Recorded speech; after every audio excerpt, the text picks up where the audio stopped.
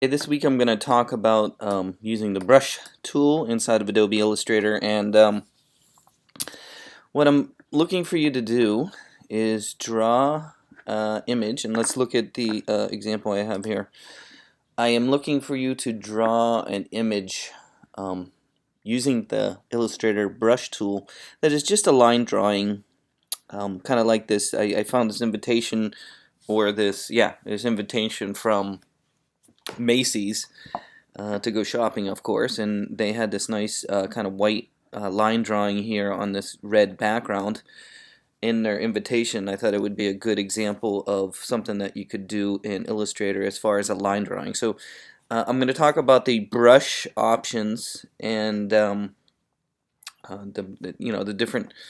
different features within the brush tool. And I want you to stick with just a simple line drawing. I don't want you to go into the pattern brushes or art brushes yet. We'll have a different lesson for that. But for right now, I'm just looking for a simple line drawing and just to practice the brush tool.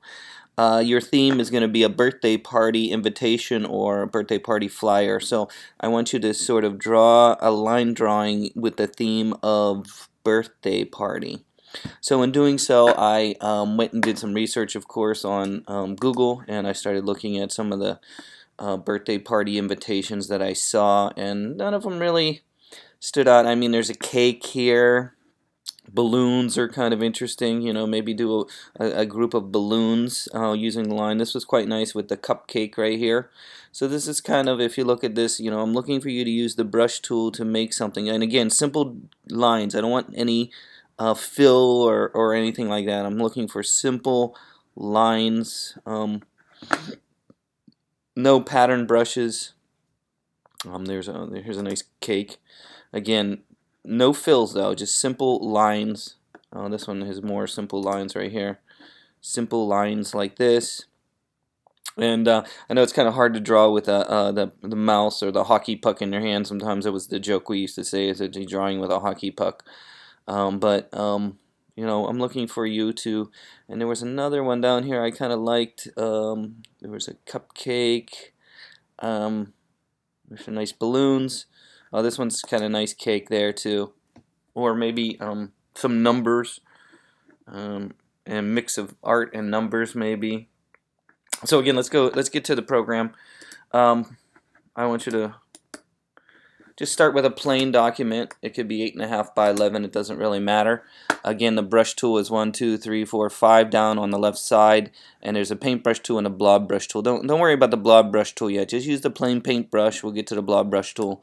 Then once you choose the brush tool, you have different options up here.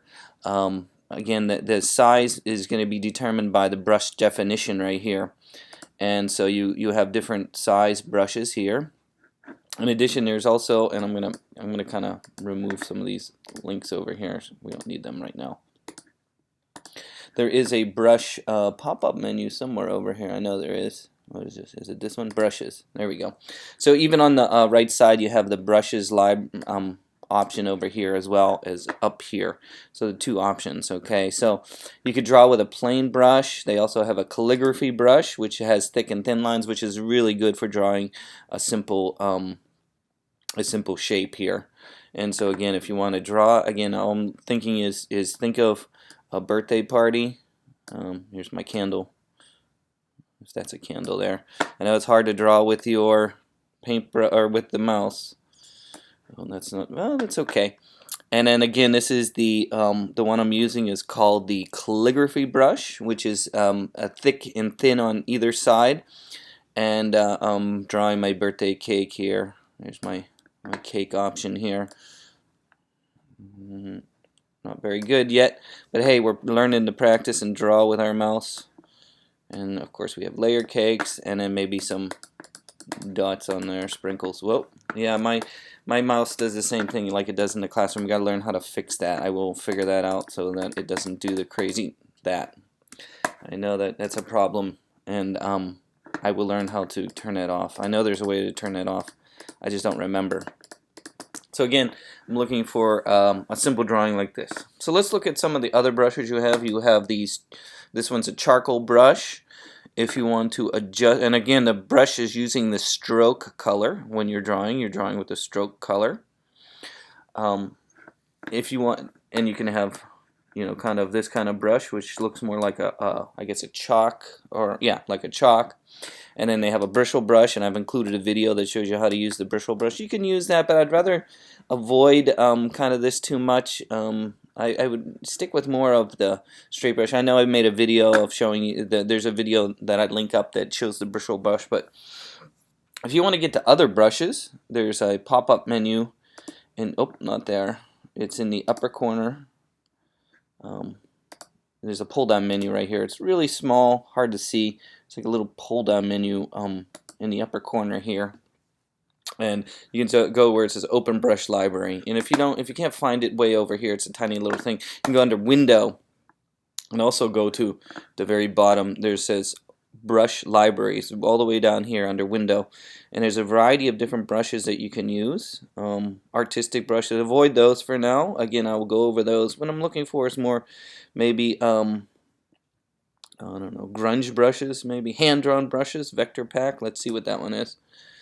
Okay, so then you have a whole bunch of other brushes that look like this. Maybe try one of those. That's interesting. But stick to more of a straight lines is what I'm looking for, and the theme is a birthday party. Maybe you're doing a hat, birthday hat, whoosh. See, that wouldn't work very well. So maybe try the simple brushes. I kind of do like the calligraphy brush. If you double click on one of the brushes, it'll give you some options. So how I got these options is I double clicked on the actual brush itself over here, and it allows you to change it. So I can change the angle of my calligraphy brush. I can change the size of my calligraphy brush. And then there's some other options that are located where you can adjust different settings for random and things like that. And so apply stroke, I guess. Oh, it applied it to the strokes I've already made. That's what it was asking me. So again, I double clicked on the brush, and I changed the size. I made it 32 instead of 5, I think was the default. And then I can draw again. I don't know if this is a good cake. Let me start again. I was going to do a hat. Maybe birthday hat. Not very good. I